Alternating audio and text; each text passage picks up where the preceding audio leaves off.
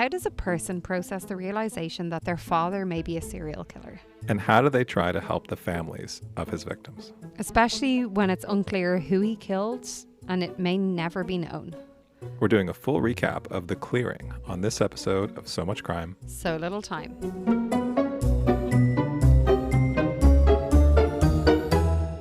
Jeff, you know the way mid-January is the perfect time to fall off the horse of whatever resolution you've set for yourself? I've already forgotten mine. Exactly. So when you end up on the floor with that resolution gone, when you've fallen off that horse and that resolution is no longer in sight, why not take out your phone, log on to patreon.com/so much crime, so little time, where you will find early released episodes, like this one. You could have been listening to this episode like almost a full week ago. There's bonus content, stuff that gets cut from the regular episodes, but is awesome to listen to. There's outtakes. There's my favorite. There's also extended time machines. We give updates on things that are coming up on the show. Go check it out to see all the fun things. And then while you're on patreon.com/so much crime so little time, you can go ahead and sign up. Join for a week for free and decide whether it is a Patreon that is worth your time. And before we wrap up this, I want to just give a shout out to some of our newest Patreon supporters. We have Amanda, Dana, Paul, and Jack. Thank you all for signing up and joining our Patreon. Welcome to So Much Crime, So Little Time. I'm Dee. And I'm Jeff. And before we start, just want to give a warning.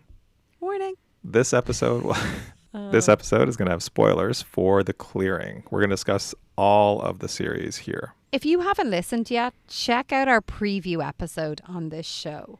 That's going to help you figure out whether you want to invest the time in The Clearing in the entire series. We'll also give you a link to The Clearing in the show notes. All right, before we get to our discussion, let's just talk a little bit about what this show is about. Dee, why don't you start us off? Okay, a little bit about this podcast. It was released in 2019 by Pineapple Street Studios with Gimlet. The host is Josh Dean.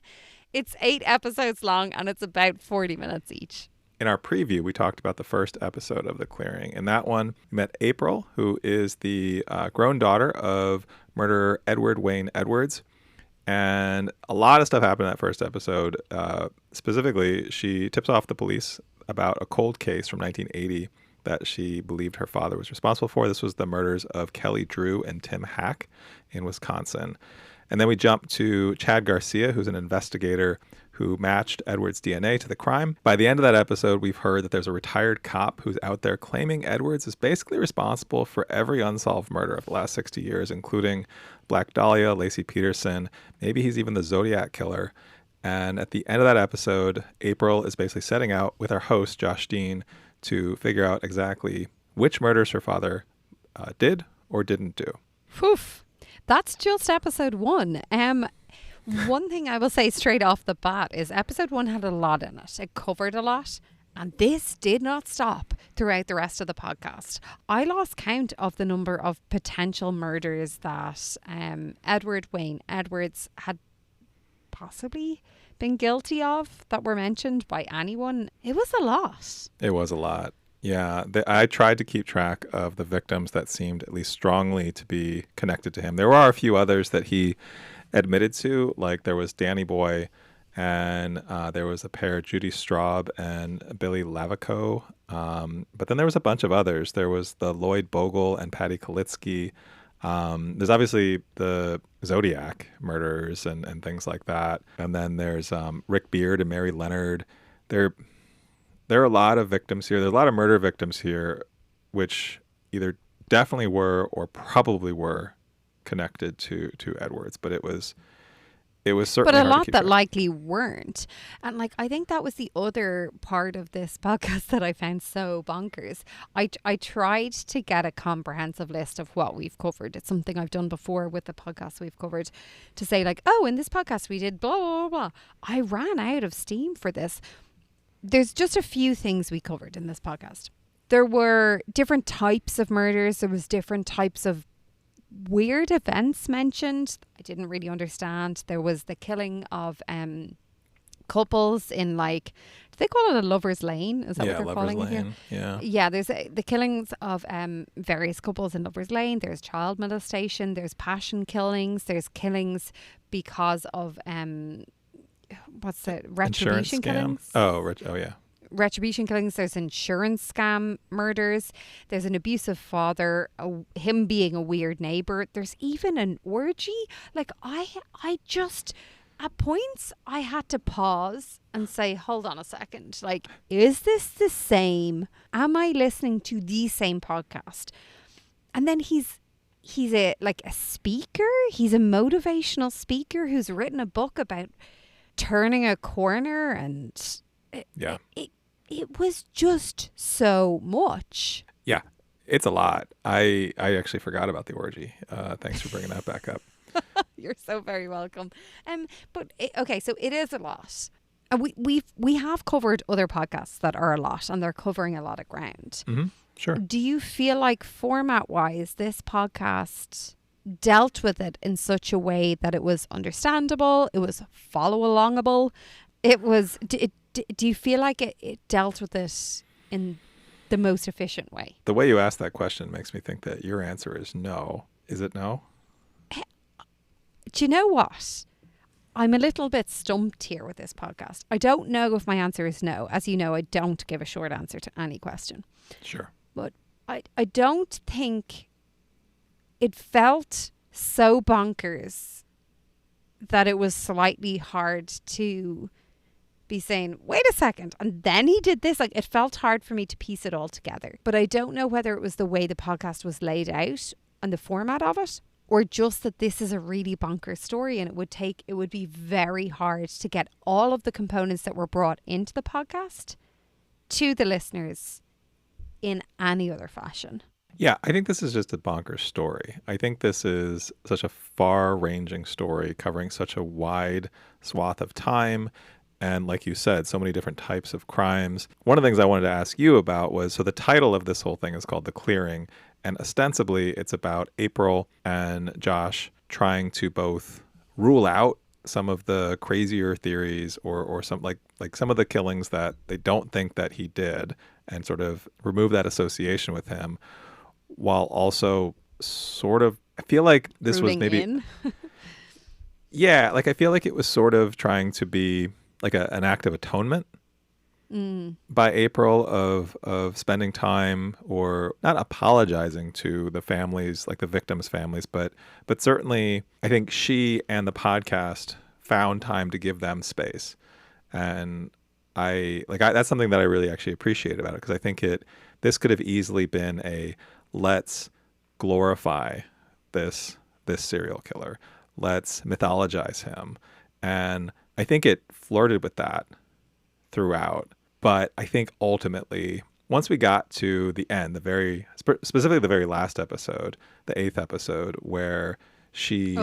yeah. So in the last episode, April goes to Wisconsin and she spends time with the dad and stepmom. Can we put a pin in the last episode? Can we discuss the rest and discuss the last episode in a little bit? Sure. Yeah, let's come back to it. Okay. Yeah. Yeah, I think that's an interesting way that you're putting it. And I do agree. I think in a way maybe it is just so tangled and so complex, and as you said, over such a long period of time. Part of me wonders whether the more, I suppose, as you said, I'm really thinking as I'm talking here. Part of me thinks the best way to have formatted this podcast would have been to focus on the murder that was discussed and brought up in episode 1, Kelly Drew and Tim Hack, and to bring that through. It might have been 4 episodes long, but to have and mention other murders, other connections, and have them as bonus episodes. So tying them back to the Kelly Drew and Tim Hack murders, but not having them in between. Oh, it just felt... No, I disagree with that. It felt too chopping and changing. And I know that there was some connection, like we spoke about Danny Boy in episode 2, I think it was brought up. Yeah. Maybe episode 3. And then we did come back to it. Yeah. And that's a murder we really need to discuss. But I don't know. What you disagree? Tell me your vibes, your feelings. I disagree because I think there was a good effort made to have each episode be sort of a contained part of the story. I think I agree with you in that a lot of things sort of get jumbled because we are jumping around a lot in time, we're jumping around a lot in place, and different cases get brought up, and different people pop in and pop out. I think that in a perfect world maybe would have been a little bit more like clean lines drawn before. Like, this is the Danny Boy episode. This is the Edward's childhood episode. And this is the one about this specific, or this is the one about the Cameron, the conspiracy guy, which there kind of was one episode about that guy. But because things kind of bounced around so much and kept popping up, that made it a little hard to follow. But I think each episode, I think, does kind of stand on its own as like, this is the one we're going to really get into. Was he the Zodiac killer? And they were kind of contained pieces.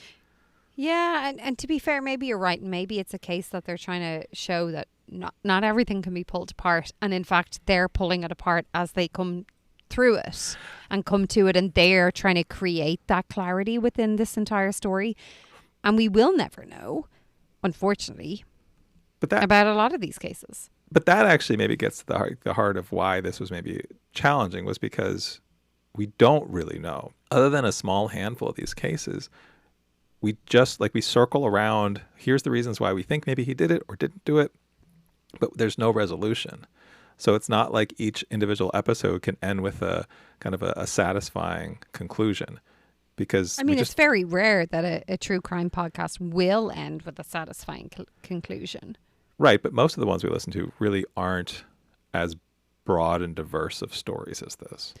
Yeah, and I suppose what the unique aspect for me and why I actually really liked this podcast is because it had this unique take that you were going on a journey with April, but also with Josh Dean on figuring this out. And we don't get to a resolution because in life, unfortunately, most of the times you don't. But it was very interesting to go through that. I think one of the most fascinating parts of this podcast for me was how many kind of primary sources we had to pull from. Those tapes. Yeah. The videos, the interviews, the book. Fascinating. Well, you're not just hearing what someone has thought has happened or like, their memory from 20 years ago. You have actual footage of this. As well as interviews, like contemporary interviews with people who were there at the time. A lot of people.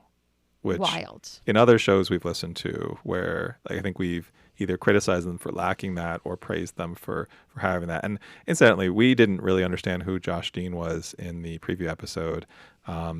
Turns out, veteran journalist, that tracks. That makes sense. He never says that in the show, I don't think. He doesn't need to, Sure. You only engage in peacocking if you feel like you're missing something.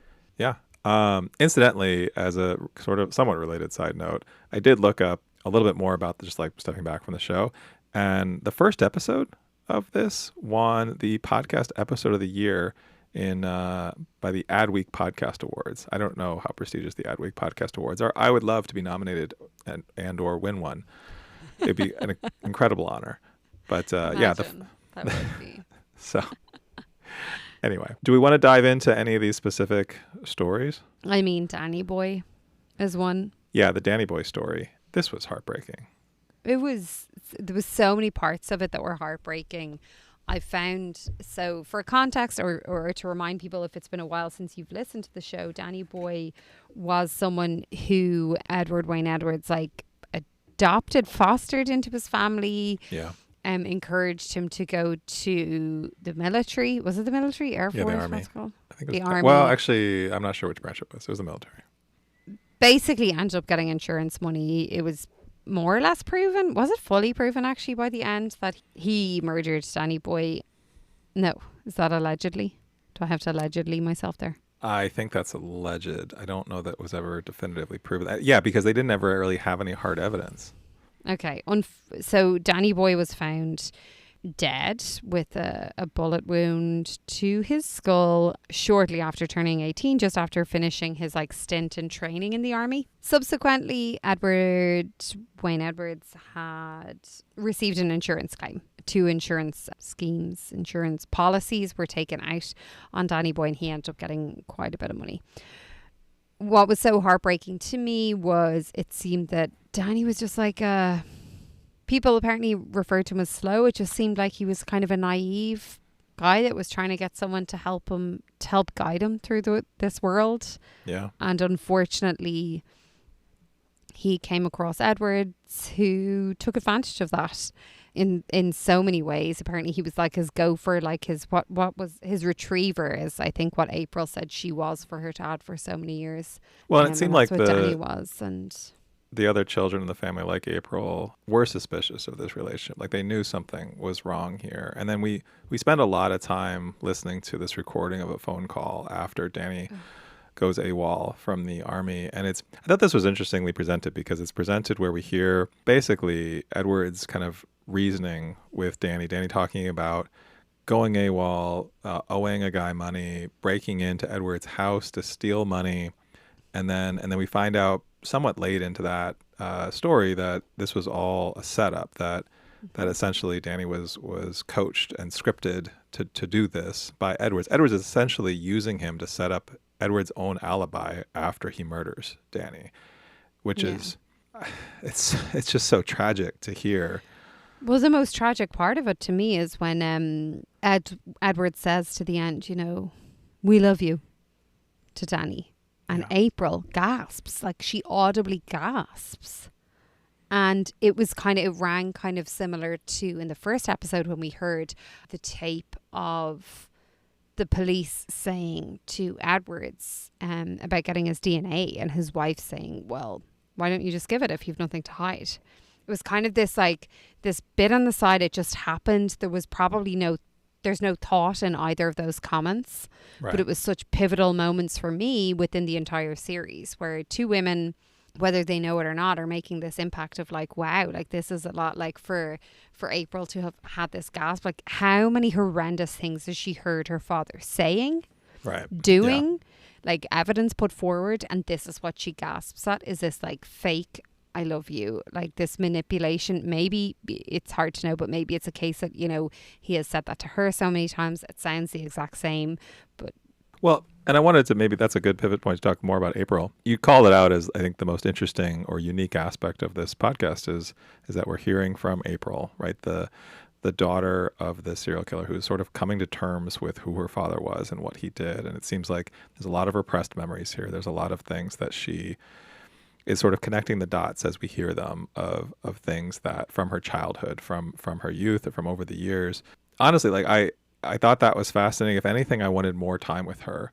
I wanted to hear more about kind of how she sort of processed this, what this has meant for her own life, for her own, she's a parent too. And how. And she touches on that. She touches on how hard it was when her kids became teenagers and she has to let them go out, and she's thinking of people like her father being in the world. It was actually a wild connection, because at one point April is discussing with one of the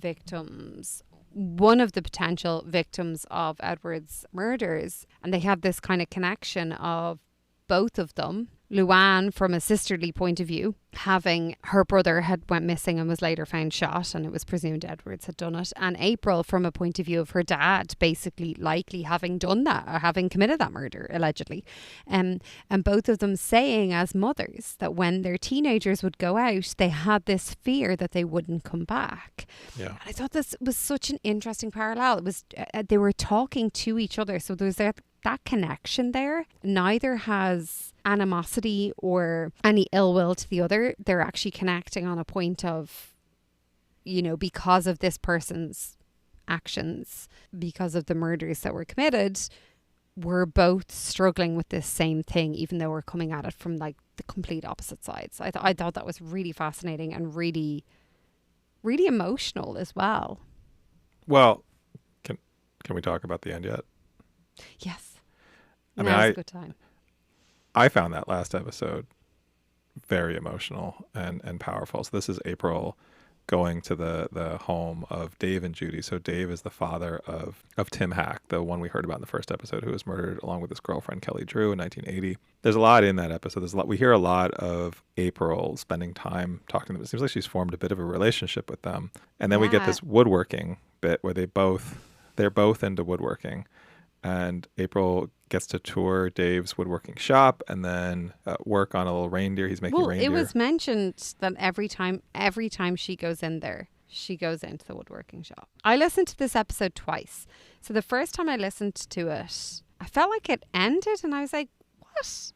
I'm not quite getting this. Like, this feels weird to me. And I wrote notes being like, the ending was so weird. It was so off. I was trying to like research, like, did other people have the same view? And then I listened to it again and I was like, oh, I see now. I see the coming together. It was so interesting. He lost his son and his son's girlfriend, who he obviously had a lot of positive feelings towards. Yeah. And she, as he put it, lost her father long ago, or lost the ability to have a father, given how detached he was. And yet they found a connection. Again, what I found so fascinating about April is one of the things with her dad was apparently he could form connections quite easily, and she seems to have that. She seems to have kind of the gift of the gab. She has the ability to connect with people, to talk. Yeah. She's like good with her hands and like is into that kind of manual process, as was, what's your man's name? What's the dad's name? Dave. In this episode. As is Dave. She's so interested. Oh, did you use a template? Like, did you get a pattern? And how did you do this? Oh my God, that's so cool. And like, what drill did you use? And he's eager to show her.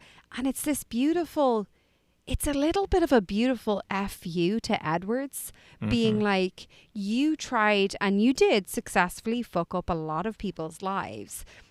But April's, it doesn't seem like you have. And Dave is still able to form connections and there's still humanity there, which I'm sure is very easy to lose as a parent who loses a child in that kind of way. And I think this is where I feel like the podcast works as a whole, because it comes sort of full circle back to this. It has, that last episode has a lot of resolution to it. We hear April end in a very positive place in her journey. And we also hear Dave talk about how you don't ever really get over this. And you don't, like, it doesn't really ever get easier. Like, he still has these different ways of remembering his son, including having a grandson named after him, which I thought was a nice moment. But like, I walked away from this, I think, having a sense of, and I said I wanted more of April, but I feel like that's just because I really liked hearing about her story, and I feel like I could have spent more time with her. But I think it was really great in that last episode to get so much time with her. Like, one of the things that I thought about the end of this is, does this glorify Edwards? Does this minimize, like, is it victim-centered enough? And I think in the end, it was victim-centered in a positive, in a good kind of healthy way, where we did get a sense of who some of these people were. We got to hear from their family members. And I don't walk away from this, despite all of the primary sources of Edwards talking on tape and things. I definitely walk away from this thinking, this man is a monster. This man is not made out to be in any way mythologized. What do you think about that? Yeah, I think that's I agree. I don't think I come away with that, and I also think I agree with a lot of what you said there. I think there was a point during this podcast where I feared that April was becoming obsessive, and I feared for her personal health over it, because I'm sure it's very hard. At one point she mentioned how she's just trying to do her best and do all she could to maybe help, if there is any way she could help the families of the victims of her father. And while I do think it's really interesting, because we hear from both sides of the victims, we're not just hearing from the family of the murderer. We have said this time and time again, like, they are victims in themselves. Like, she is not to blame for her father's actions. And then obviously we're hearing from the families of the victims who were murdered, were attacked. I worried for her, but what I really appreciated is that I felt Josh's worries as the as the series went on. And he came back at the end and said he saw a lot of growth in her. He feels like at the very start when he mentioned that she would have like kind of a panic attack or heart palpitations or whatever it was, and she'd need a migraine, I think it was, not heart palpitations, sorry. And she'd have to go and lie down. And then by the end, she was putting that into like a good focus and trying to be positive and like move forward with it. I think it takes a lot of strength to do not only what April did in terms of like turning to the police with this initially, but actually going through this podcast. I think it takes a lot of strength. In terms of what she did, like visiting the families of the Everything. victims. Yeah, I mean, visiting the conspiracy theorist Cameron, who is like putting out like, your father loved to kill children. Like, what a weird thing. And she was like, no, he didn't. No, he didn't. And she wasn't afraid. She wasn't just saying, yes, my father was a monster. Yes, my father was a monster. He probably did this. He probably did that. She was like, that is not true. Or like this whole, he only killed on like the most like important days or calendar days or whatever. And she was like, that's not true. There's literally no evidence. She wasn't afraid to stand up to that, but she also wasn't afraid to say, absolutely, he was a horrible person. And I don't know, Jeff, I don't know if I could be April. I really don't. Yeah. And I don't know that there's many people that could be April. No, I think you're right. I mean, the idea of, you're right, like those are two extremes, both showing up at the home of the victim's family, of someone that your father may have killed or did. In some of these cases, we know he did. But then also that other extreme of John Cameron, the conspiracy theorist who, I mean, she traveled to Montana too, which is, it's not like she just went, an hour away. Like Montana is far. And she held her own. I mean, from the recording, it sounds like she really did. And that was actually the episode where I worried most about her, was because it sort of sounded at one moment like she was just a different version of him. Yeah. But I think that came around later. The other thing I want to note about that is, I think, to the credit of the podcast itself and to Josh Dean, and I think this is, sometimes we listen to shows that I feel are maybe hastily reported on or hastily put together. And it's mentioned here that this wasn't something that came together in like a month. This was years and years of work, right? I think there's something like 3 or 4 years of time that they spent working on this. And I think that shows. I think that there was actual growth that happened. It wasn't like they just spent a month compiling interviews. Yeah, I think that is really clear here. I also think one of the parts about growth and with April is when Tim Hack's dad, when they first organized to meet, she didn't want to record that meeting out of respect. And it's only because Tim had then approached and said, we'd love to like actually chat again and I'd love to meet you.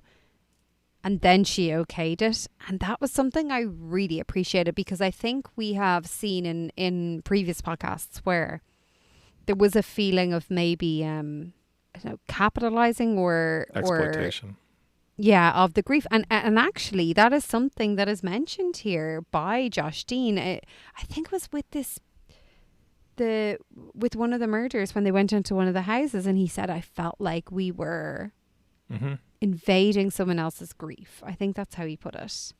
Yeah. And I don't know. I just feel like they dealt with it all in a very empathetic way. Yeah, I think that's true. I think that's definitely true. Here, before we move on, I've a few funny things to discuss. I have some Reddit reviews of this podcast. I'm going to read 2 to you. And there's a follow-up of the second, which I just thought was very funny. But I want to know I feel like I know, but I want to know which side of the fence you're on right now with this. Just discovered, this is 5 years ago on Reddit, just discovered an awesome new podcast that began on July 18th, blah, blah, blah. The sound quality is stellar and April is captivating. There are only 2 episodes so far, so it's a perfect time to start listening. That's someone who has posted on Reddit. Another positive review is, I loved it. So humanist and tender and good, which interesting words to put together, but okay. Yeah, tender. I don't know. I guess. Yeah. There was a lot of hate for episode 4. This was the conspiracy guy with the John This Cameron is the episode. conspiracy theory episode. Why? Why was there hate for that one? Haven't heard episode 5 yet, but episode 4 was awesome. Oh, sorry. This is the love for it. Interesting to hear Cameron speak on this case. This guy is completely off the rails. Telling April her dad loved killing children made him sound so insane. So I don't know. I think that's just someone who enjoys horrible stuff. And there was a lot of it was a very disturbing episode. Another one was, I hated episode 4. I just started listening to this podcast. It was interesting until I got into conspiracy theories. Really? Edward Wayne Edwards committed the Zodiac murders? Lol.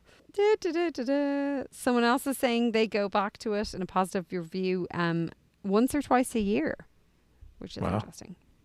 Okay. I can see that. Yeah. Now, I have a negative review for you that I want to break down. I think we should break down. It's a long one, so I'll read the whole thing and then we're going to go back to discuss some bullet points. There are bullet points in this review. Just finished the 3 episodes. Here's a few thoughts. Music is absolute trash. The host, well, actually, I'll pause. Did you think the music was absolute trash? I did think the music didn't always match the tone and story. It was a little, what's the word? It sounded like it was made on a keyboard by someone who's kind of playing around and figuring out how to make sounds. Interesting. I wasn't going to bring it up, but you did. The host has no personality to his voice. I actually do agree. I think Josh is a little flat. I feel like it worked for this podcast, though, especially when April, it's kind of like, you know, you and me. You've got the more flat voice and I have the more animated voice. No, it works. I think that's true. But I do think I do think this is one where it benefited from having so many different voices and so much different stuff going on. But if it was just him kind of narrating, like, I don't know that I want to listen to one where he's talking 80% of the time. No, you wouldn't want to listen to like a kind of Black Girl Gone style episode of him. But maybe he was doing that intentionally. Like, I don't know. This is the only thing I've heard of him, but maybe he was intentionally sort of like dialing it down. Do you intentionally dial it down? When I'm talking with you, maybe. Yes, maybe. The trajectory of the podcast is super erratic. Do you think it's erratic? You didn't think that. I think you it's a bit kind of said dramatic that. to say it was erratic. Erratic well, is I said a strong it was word. a bit all over the place, but erratic is a very strong word for it. Yeah, I don't know that I agree with it. I do think it's not linear. But is life? No. The final bullet point is extremely superficial exposition / setup. What? Okay. What do you think of that? I don't think it was superficial. No, I didn't think so. That didn't stand out to me if it was. I feel like if it's superficial, you're going to have 2 episodes talking about what he did and not digging into the emotion, the turmoil, the long-term impact it's caused his children, his wife, victims' families. Also, this was so dense with story and, like we said earlier, like so dense with recordings and interviews and like I didn't think it was a lot of exposition that was superfluous or unnecessary. The rest of this review is, the story itself is captivating me, but because I want to know more about Wayne's childhood and the way that he was brought up. Things I do not care about, to be honest, personally. That's my thought on that. His phone call with his aunt was heartbreaking. Of course, my view is biased and I understand April's wariness, but I do think there was a real part of Edward Wayne Edwards that needed to understand where he came from. And his cop friend, we never talked about his cop friend, Brian, really hits the nail on the head when he tells Wayne there were periods where your brain was broken. I don't know if there was periods where his brain was broken so much as... I think I'm on record. Finish that sentence, should you? I'm like, his brain is just broken. Like, he's not a good guy. I think there was so much deeper mental struggle going on versus just a superficial need or urge to engage in criminal activity for the thrill of it. I do want to say... One funny thing on the music is absolute trash. Someone responded on Reddit saying, if you're looking for some bumping music, you might want to check out Jammin' 96.9 FM on your car radio. They play Shaggy Wasn't Me at least 2 times a day, and the host is always yelling and acting wild. You'll love it. Which I just think is one of the funniest responses I've ever heard to like a very in-depth, like broken down, bullet pointed Reddit post. Ugh, it made me lol a lot. Yeah. I do want to say, I think in the past I have talked about how I am interested in how some of these murderers, or particularly serial killers, like become this way. And I think we got, and I know you were not, I think we got, to me, we got enough, maybe even too much of that. Yes, he had a horrible childhood. He had, Absolutely. and it is tragic, but I didn't really need more of that. I didn't come away from this thinking like I really need to understand more of who he was as a little kid. I'm not here for that with this guy. No, I will say one thing I appreciated. Again, it's to do with April. She said her dad obviously made like these horrendous choices and like was a monster, I think, as she put it towards the end and probably the beginning as well. But she said he did always try and make sure that we were making the right decisions. Like he wasn't trying to put that on her, at least from her point of view. Now, I don't know what her brothers would say about that, because from the description of how he punished her brothers, like in the garage, like that pinned was, up to a wall, that like was hanging, hard to like, hear. yeah, Hanging on a wall by like that was torture. no, yeah, that was abuse. yeah.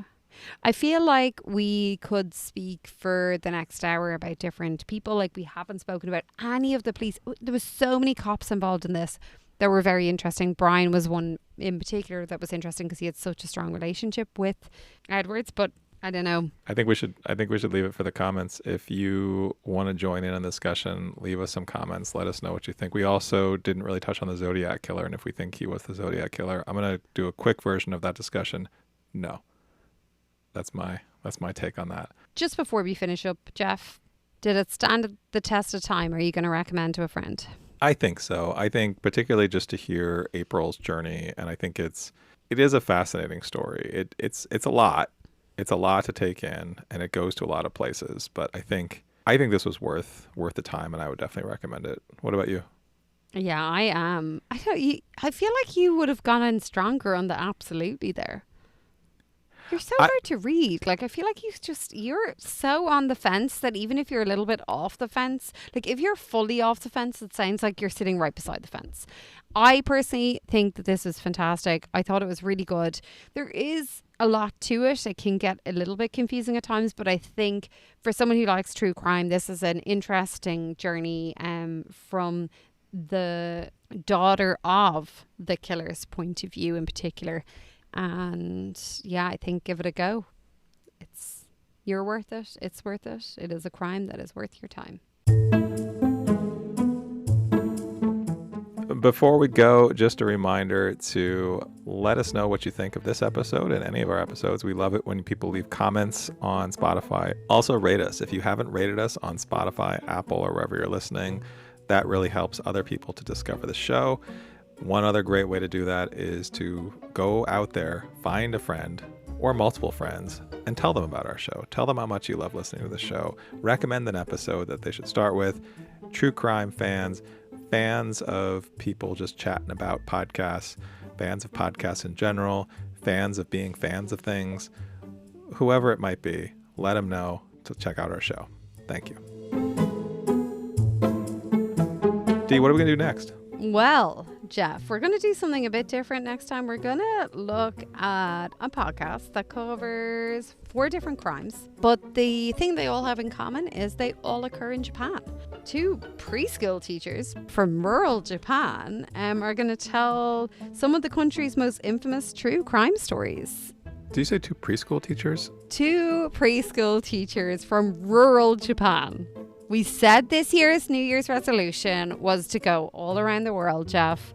This is what we're sticking to. We are not falling off this horse just yet. Japan crime deaths. That's next on So Much Crime, So Little Time.